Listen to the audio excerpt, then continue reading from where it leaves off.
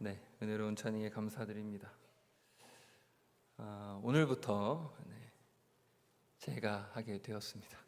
네, 앞으로 제가 나왔다는 것은 절반이 지났다는 얘기입니다. 이제 절반이 남아 있다는 얘기고, 나머지 이제 6주 또 과정 잘 달려보면 좋겠습니다.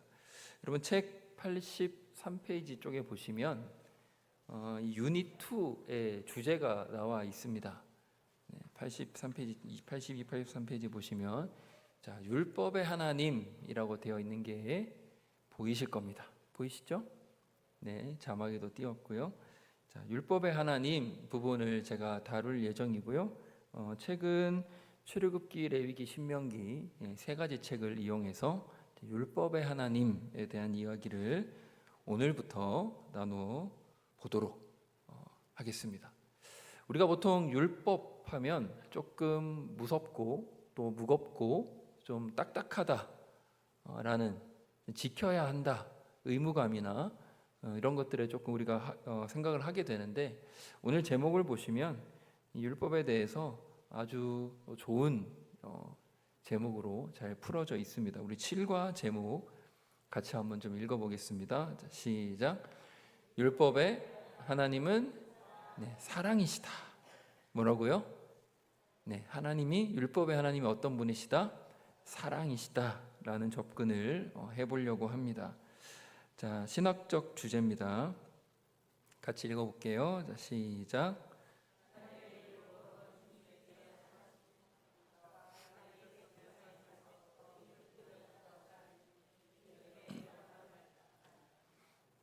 네, 하나님의 율법이 하나님의 선하신 성품을 보여주고 또 으뜸이 되는 하나님, 최고의 하나님. 네, 우리가 오늘 이런 이야기들을 가지고 좀 말씀을 나눠 보려고 하는데요. 자, 책은 84페이지이고요. 에 이런 얘기가 있습니다. 에드몽 로스탕이라고 하는 이 작가, 이 사람이 쓴 책 중에 이분이에요. 이분. 네. 1800년도 후반에 이 사람이 이제 희극을 써서 이제 극장에 걸었습니다. 그 희곡 이름이 바로 시라노 드 베르주라크라고 하는 희곡입니다. 제목만 보면 저게 뭔가 싶을 텐데, 여러분이 한 번쯤 들어보셨던 바로 시라노와 록산느라고 하는, 안 들어보셨습니까? 네, 록산느라고 하는 두 사람의 사랑 이야기를 담고 있습니다. 이 두 사람은 이제 실제 얼굴은 아닙니다. 네, 이 두 사람은 서로 이제 사랑했으나 이루어지지 못하는 슬픈 사랑 얘기입니다. 네, 너무 감정이입하지 마시고, 네, 그런 슬픈 사랑 이야기인데, 저기 보시면 시라노라고 하는 사람이 코가 굉장히 큽니다. 네, 그래서 이 사람은 실존 인물이에요. 실존 인물이고, 이 사람은 실제로 코가 굉장히 컸고, 그리고 중세 시대 이제 뭐 검객이기도 했고, 뭐 작가기도 했고 한데, 이 사람이 외모가 컴플렉스가 있었습니다. 그래서 코가 큰 외모를 컴플렉스를 가진 이 사람이 자기가 너무 못생겼다 보니까 자기가 사랑하는 여인 록산느에게 다가가서 얼굴을 들이밀고 고백을 하려니 너무 부끄럽고 민망한 거예요. 그래서 다른 사람에게 대피를 해서, 우리 크리스티앙이라고 하는 이 자기 부하에게 대피를 시켜서 편지를 전달하게 하는 이제 그런 형태로 사랑을 고백합니다.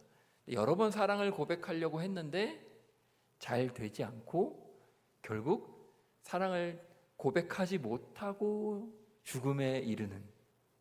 그리고 더 슬픈 것은 어떻게 됩니까? 더 슬픈 것은 이 여인은 나중에서야 자기가 사랑했던 사람이 이 시라노였다는 걸 알게 되는, 약간 이런 슬픈 희곡입니다. 이 시라노 드 베르주라크라고 하는 이 희곡에 오늘 말씀과 연관을 시켜볼 수 있는 한 가지 주제는 바로 여기 나와 있는 이 내용입니다. 사랑을 고백하지 못했다라고 하는데 저희가 좀 포인트를 맞춰 보려고 합니다. 이 사람은 사랑을 고백하지 못했고요. 그래서 결국은 이루어지지 못했다라는 겁니다. 그러면 책 85페이지 이제 첫 번째 질문, 두 번째 질문을 좀 붙여서 같이 한번 좀 읽어보겠습니다. 자, 시작. 누군가에게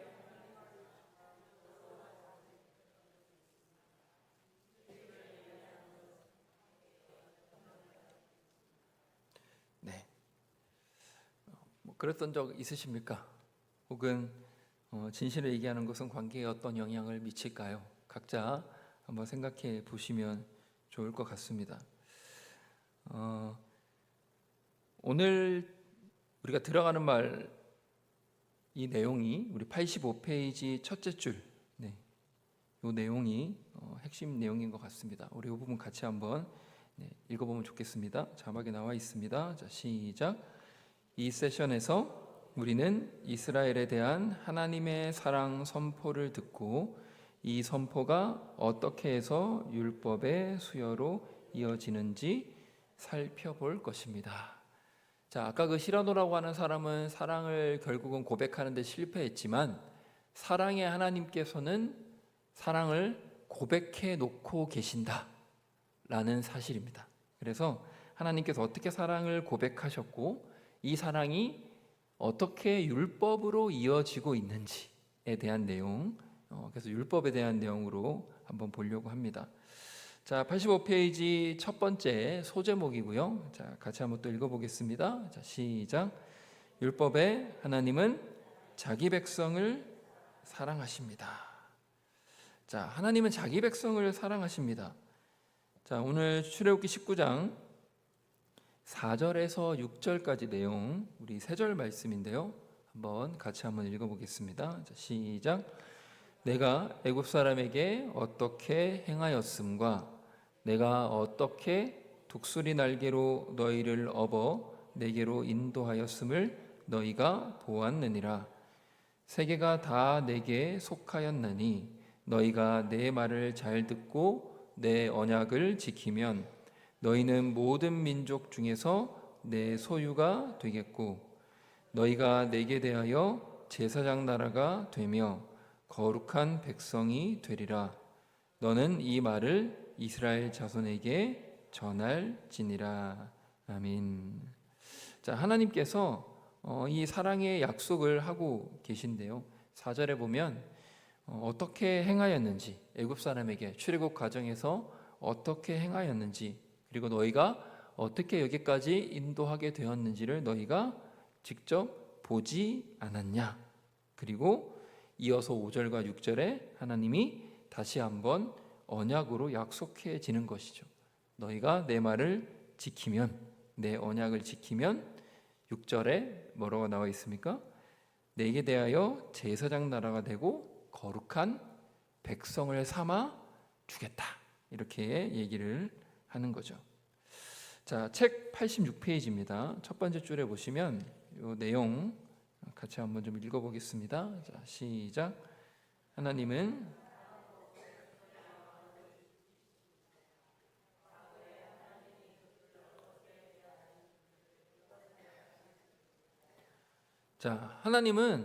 하나님의 사랑으로 백성의 마음을 준비시키신다라는 거죠. 왜냐하면 과거에 하나님께서 그들을 어떻게 대하셨고 어떻게 출애굽하셨는지를 떠오르게 하신 거예요. 그래서 그 사랑을 보여주시는 거죠. 자, 86페이지 첫 번째 질문 우리 한번 보시면 제가 읽겠습니다. 하나님은 구원을 통해 자신의 사랑을 어떻게 증거하셨습니까? 자, 하나님은 자신의 사랑을 어떻게 보여주셨습니까? 10가지 재앙 앞서서 홍해 사건 그리고 만나와 메추라기 등을 주시면서 하나님께서는 이스라엘 백성들을 향한 하나님의 사랑을 직접 보여주셨습니다. 하나님이 어떻게 사랑하셨냐라고 하면 저 노란색 글씨처럼 하나님은 이스라엘 백성들을 보호하셨고 그리고 공급해 주셨습니다. 이 두 가지로 하나님의 사랑을 이스라엘 백성들을 향해서 잘 보여주신 것이죠. 자, 이어서 우리 87페이지 첫 번째 질문도 같이 한번 읽어보겠습니다. 자, 시작. 이스라엘에 대한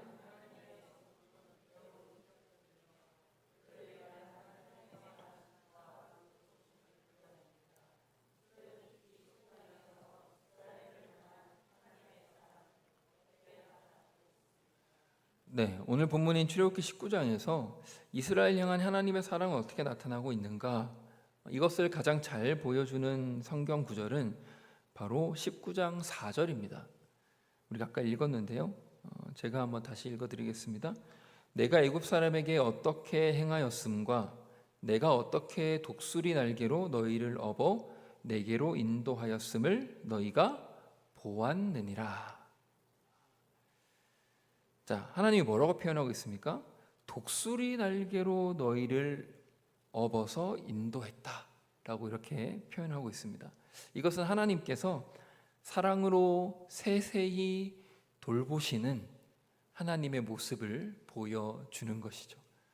하나님께서는 사랑으로 세세히 돌보시면서 이스라엘 백성들을 지금까지 여기까지 하나하나 다 챙기시면서 왔다라는 거예요. 먹을 것부터 그리고 안전과 모든 환경들을 하나님이 인도해 오셨다라는 거죠. 자, 이와 관련해서 비슷한 성경 구절이 신명기 32장 11절 12절에 있습니다.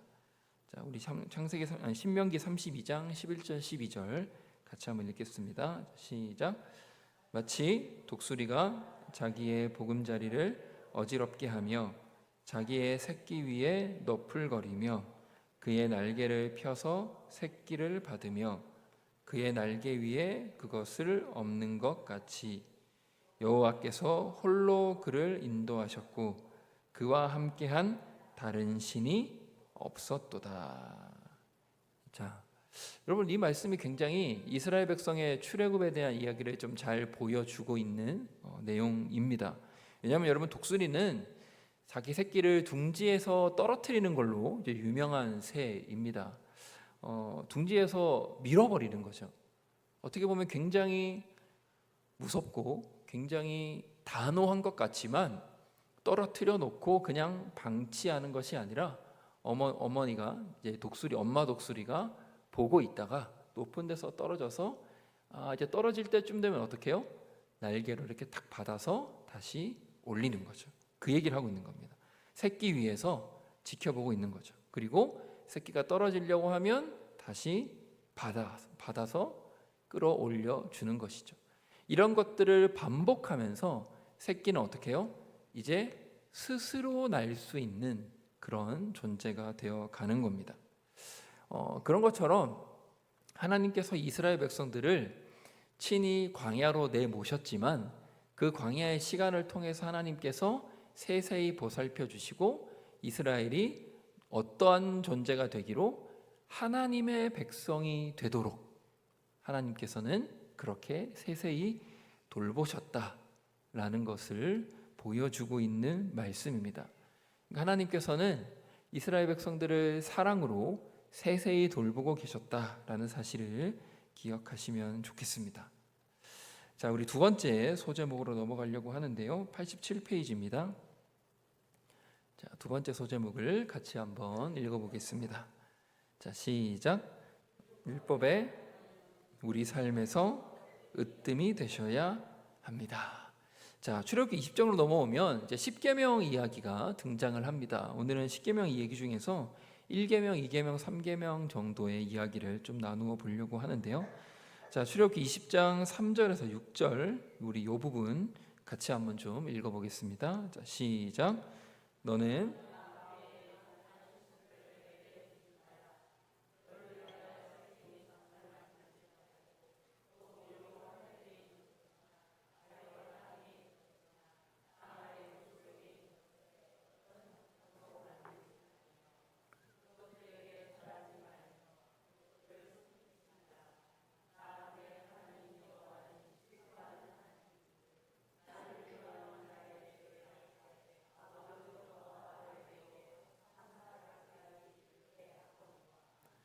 나를 사랑하고 내 계명을 지키는 자에게는 천대까지 은혜를 베푸느니라.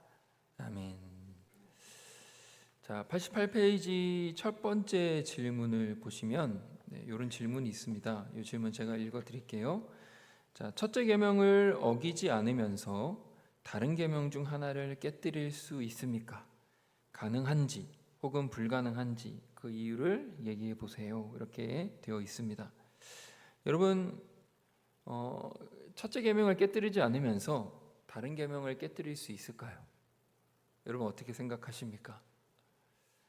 저는 이제 말씀을 준비하면서 뭐 당연히 정답이 있지만 불가능하다. 네, 불가능하겠죠? 그러지 않겠습니까? 첫째 계명을 어기지 않으면서 둘째 계명을 어긴다라는 것은 사실 불가능하죠. 왜냐하면 첫째 계명과 둘째 계명과 셋째 계명과 이런 계명들이 연관성이 없지 않습니다. 그렇기 때문에 한 계명을 지키지 못한다라는 것은 다른 계명들과의 연관성이 있게 되는 것이고, 그리고 첫째 계명이 깨지면, 첫째 계명을 지키지 못하면 사실상 다른 계명들도 의미가 없어지는 것과 같습니다. 자, 그러면 88페이지 두 번째 질문을 보면, 자, 첫 번째 계명, 그러니까 이 첫 번째 계명은 나 외에는 다른 신들을 내게 두지 말라라는 이 첫 번째 계명이, 이 계명이 첫 번째가 된 이유와 이것이 갖는 의미는 무엇일까요? 자, 왜 여러 가지 계명들 중에서 굳이 이것을 첫 번째 계명으로 하나님이 주셨을까? 왜 그러셨을까요? 그것은 바로 이 첫 번째 계명이 하나님의 존재를, 하나님이 계신 것을 인정하는 가장 기본적인 것이기 때문에 그렇습니다. 첫째 계명이 지나가지지 않는 사람은, 첫째 계명이 인정되지 않는 사람은 아예 하나님 앞에 나갈 수가 없기 때문인 거죠. 하나님을 인정하는 가장 기본적인 계명이 바로 첫 번째 계명입니다.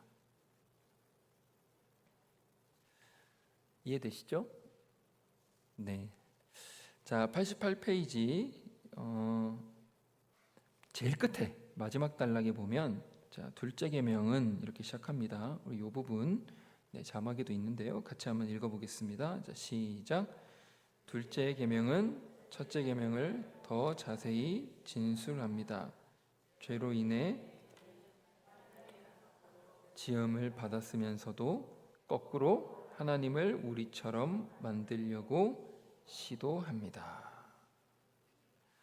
자, 결국 둘째 계명은 첫째 계명을 조금 더 자세하게 보여주고 있습니다.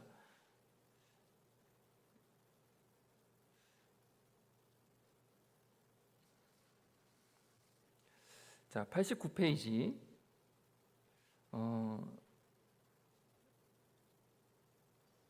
네, 88페이지 마지막 단락, 이 부분을 보시면 조금 더 설명을 드릴게요. 우리가 우상숭배라는 것을 우리가 생각할 때 이 부분을 반드시 기억하셔야 됩니다.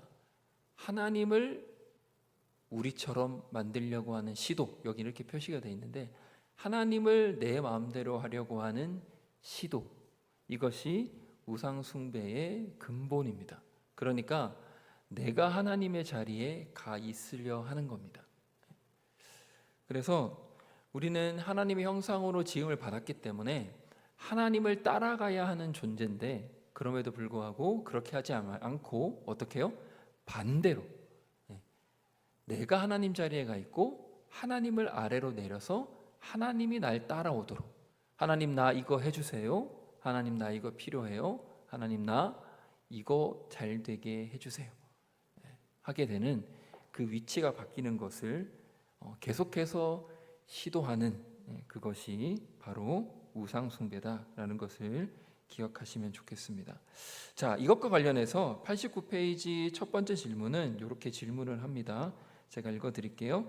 당신 인생 가운데 있는 좋은 것들 중에 우상으로 만들지 않으려고 애쓰는 것은 무엇입니까? 자, 우리는 계속해서 이러한 우상숭배의 유혹에 놓입니다. 누구나 그런 것 같아요. 하나님을 따라가기보다 하나님이 나를 따라와 주기를 원합니다. 그러면 내가 왕이 되잖아요. 그죠? 여러분 혹시 89페이지 질문, 첫 번째 질문처럼 여러분이 하나님보다 앞서지 않으려고, 하나님 앞에 우상 숭배하지 않으려고 애쓰고 있는 그런 어떠한 분야들이 있으십니까? 저는 이렇게 쭉 한번 써봤는데요. 돈이나 또 명예나 건강이나 자녀나 성공이나 뭐 이런 것들이 있겠죠. 이런 것들을 우리가 하나님보다 앞세우지 않아야 할 것입니다. 그렇게 되지 않도록 애써야 하게 되는 것이죠. 자, 그래서 89페이지 이어서 두 번째 질문에는 그리스도의 능력이 그런 것들에 대해 적절한 관점을 갖도록 어떻게 돕습니까? 이게 좀 어려운 말로 이렇게 써놨는데 그냥 하나님을 우리가 믿으면 어떻게 그것들이 잘 해결을 할 수 있냐라고 하는 얘기입니다. 그러니까 우리가 앞에 나와 있던 여러 가지 이 우상 숭배할 수 있는 여러 가지 뭐 돈이나 명예나 건강과 자녀나 성공 이런 요소들을 우리가 내가 노력으로 그것을 컨트롤할 수는 없잖아요. 그죠? 그럼 어떻게 우리가 신앙 안에서 그것을 잘 할 수 있을까 하는 거죠. 뭐 어떻게 보면 너무 정답인데요. 하나님보다 앞서지 않도록 성령님께서 도와주셔야 하는 것이죠.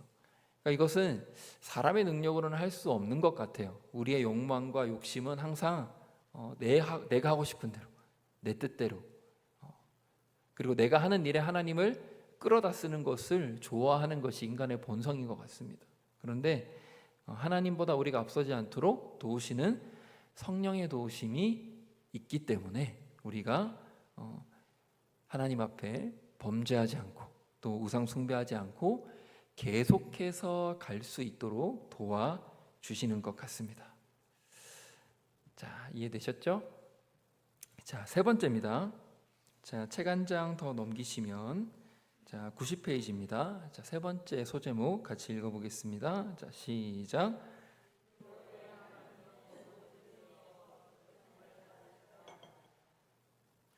자, 하나님께서는 모든 일에서 높임을 받으셔야 합니다.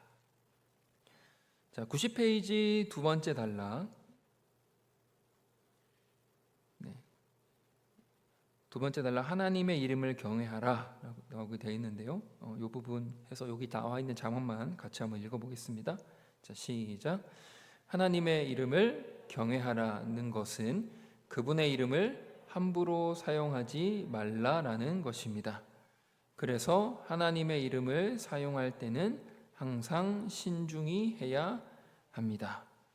고린도후서 5장 20절에 우리가 그리스도를 대신하여 사신이 되어라고 되어 있습니다. 자,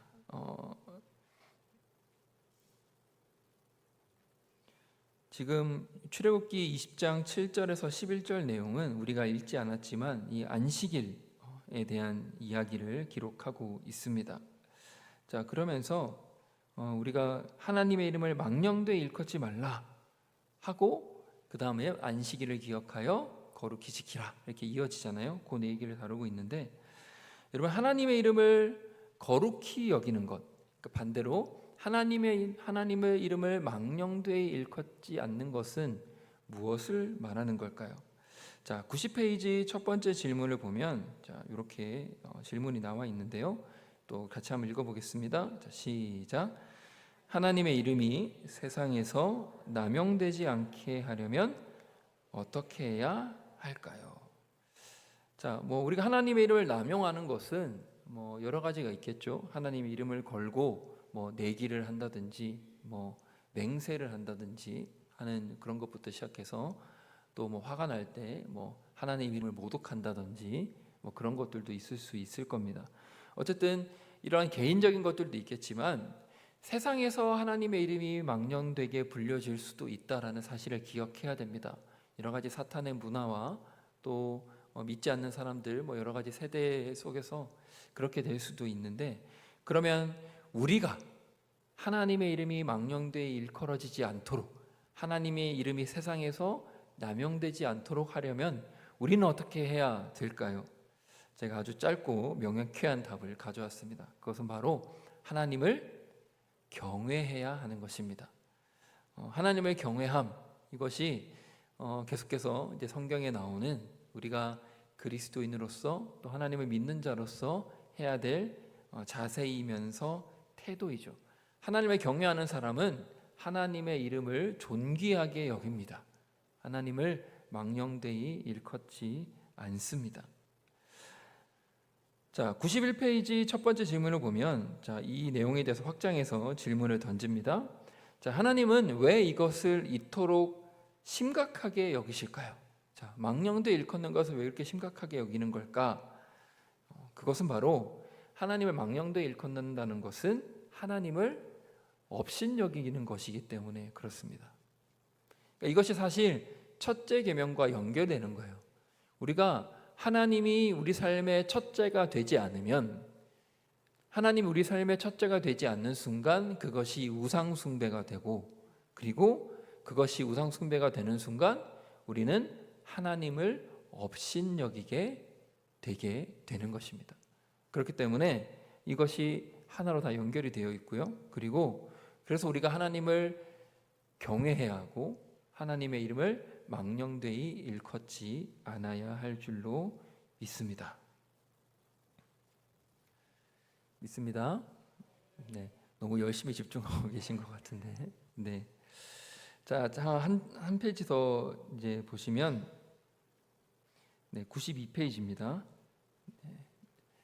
92페이지 두 번째 질문. 네, 제가 자막에는 틀렸네요. 91페이지로 돼 있는데, 네, 죄송해요. 네네. 91페이지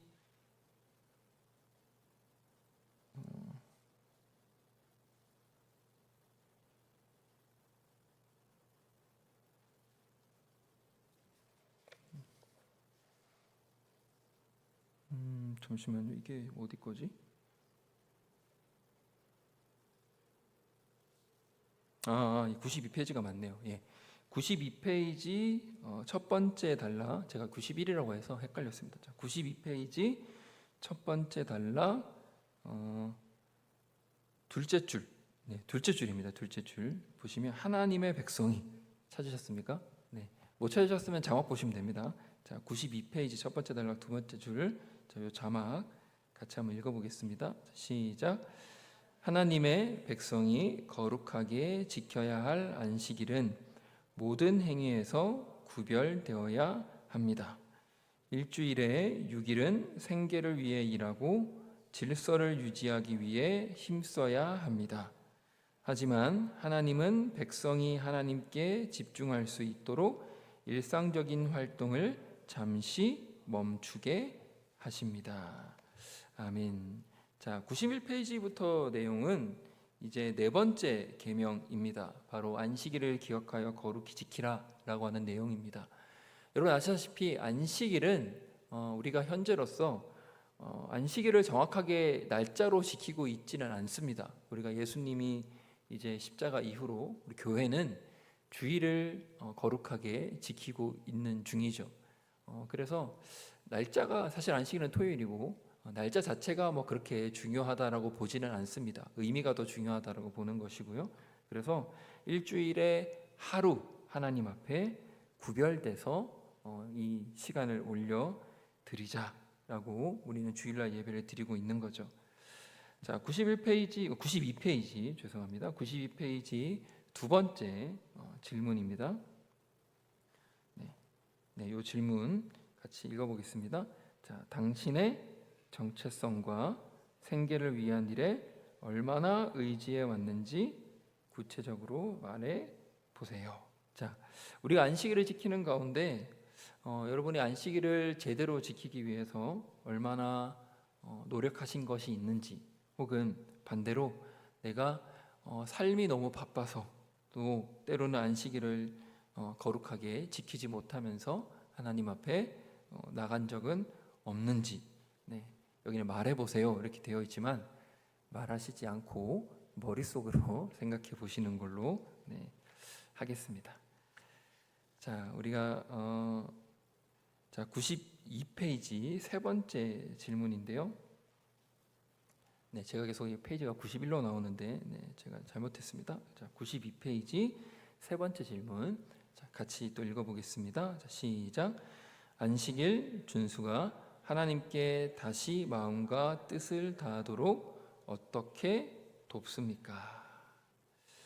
자, 여러분이 많이 이제 주일마다 예배를 드리시니까 알 텐데, 그죠? 여러분 주 6일 동안 열심히 세상에서 지내다가 7일 될 때 하나님 앞에 예배 자리로 나오면 어떤 마음이 또 드십니까? 그리고 이 주일날 예배 시간이 또 주일날 하나님 앞에 예배하는 이 주일이 있으므로 여러분은 어떠한 도움을 얻고 계십니까? 어떠한 은혜가 있으십니까? 저는 이제 요거를 준비하면서 좀 그렇게 생각을 해봤습니다. 아마 주일이 없었으면 제 기준에서 그렇게까지 열심히 예배를 지키려고 했을까라는 생각도 들 것 같아요.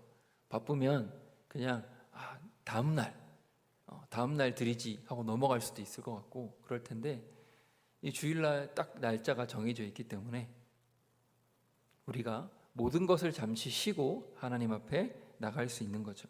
자, 그래서 저는 답을 이렇게 썼습니다. 구별된 시간, 구별된 장소, 이 시간과 장소를 통해서 우리는 하나님만 바라볼 수 있도록 하는 그런 좋은 날이 바로 이 안식일, 우리 지금의 주일로 볼 수 있다라는 것이죠.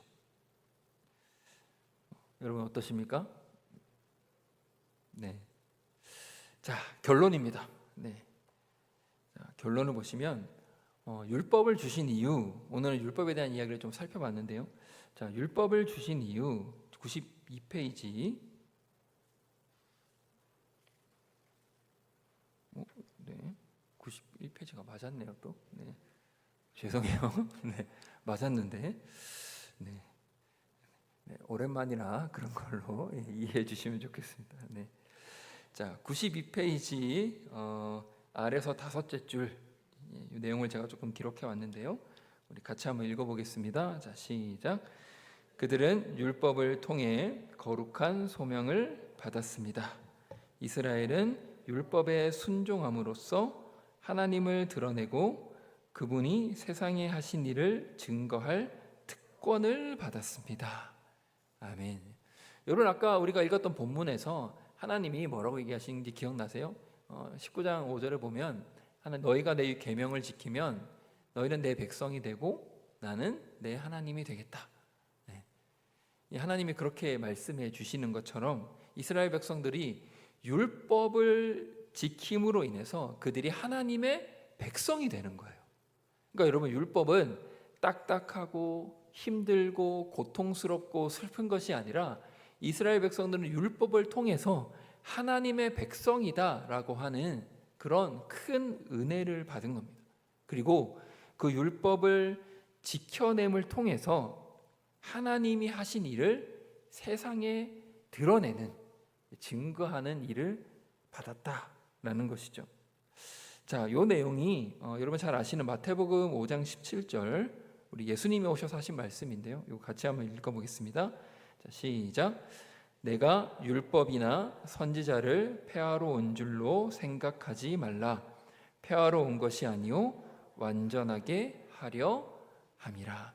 자, 예수님이 율법에 대해서 하신 말씀입니다. 예수님이 나는 율법을 깨부시려고, 나는 율법을 없애려고 온 것이 아니라 율법을 뭐 하려고?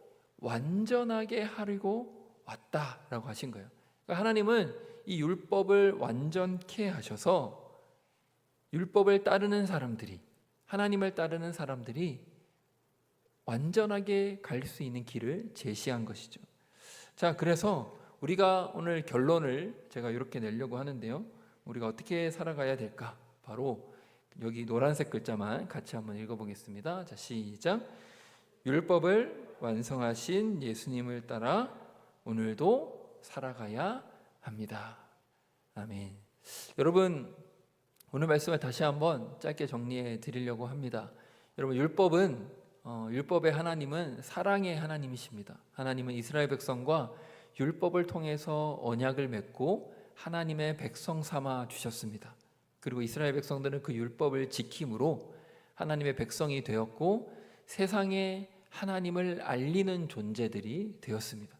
그리고 예수님이 오셔서 율법을 완전하게 하셨고, 그리고 우리는 그 율법을 오늘 율법을 완성하신 예수님을 따라서 살아갈 때 다른 믿지 않는 사람들에게 그리스도를 알리면서 살 수 있는 그런 저 여러분이 될 수 있게 되기를 주님의 이름으로 축복합니다. 네, 기도하겠습니다. 하나님 감사합니다.